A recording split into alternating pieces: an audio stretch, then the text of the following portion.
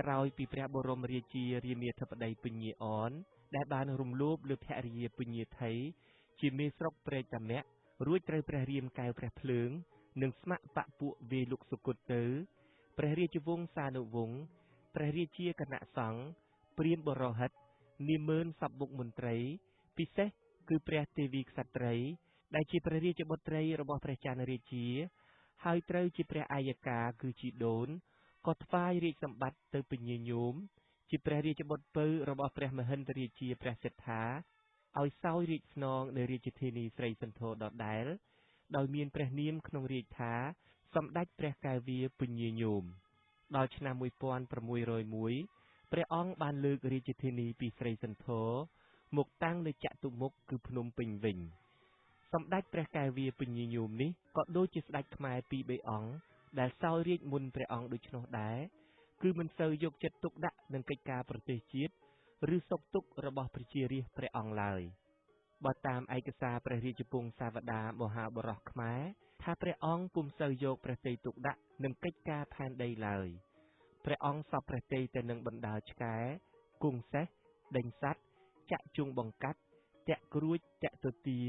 មន់ព្រៃនិងលលោកជាធម្មតាទ្រង់នាំក្រុមបណ្ដាជាខ្ញុំប្រពៀតព្រៃបៀតបៀនកូនប្រពន្ធមន្ត្រីរាស្ត្រជានិច្ចជាកាលអាស្រ័យដោយអំពើមិនល្អនេះហើយទើបកើតមានសេចក្តីក្តៅក្រហាយ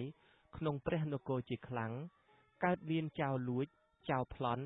មនុស្សចាប់គ្នាលក់ក្នុងព្រះនគរដូចសត្វដេរិឆាន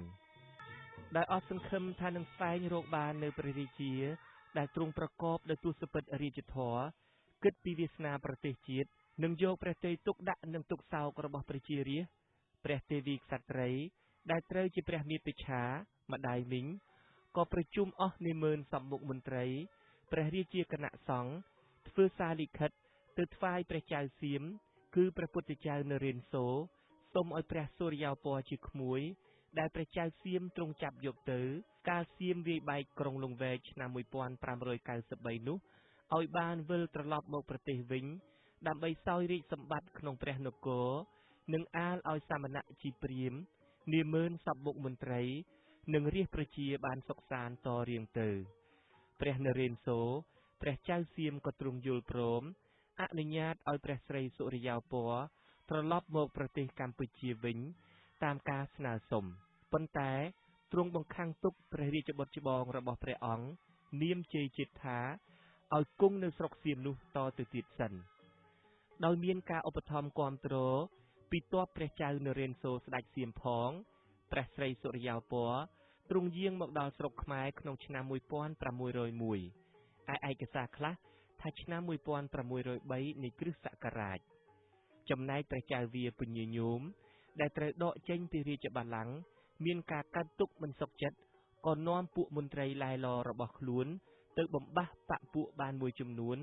ក្រោកបះបោប្រឆាំងច្បាំងនឹងព្រះស្រីសុរិយោពរជាឪពុកមាតែទីបំផុតព្រះចៅវាពញាញោមក៏ត្រូវកងទ័ពខាងព្រះស្រីសុរិយោពរចាប់បានហើយធ្វើគុតព្រះអង្គទៅនៅឆ្នាំ1603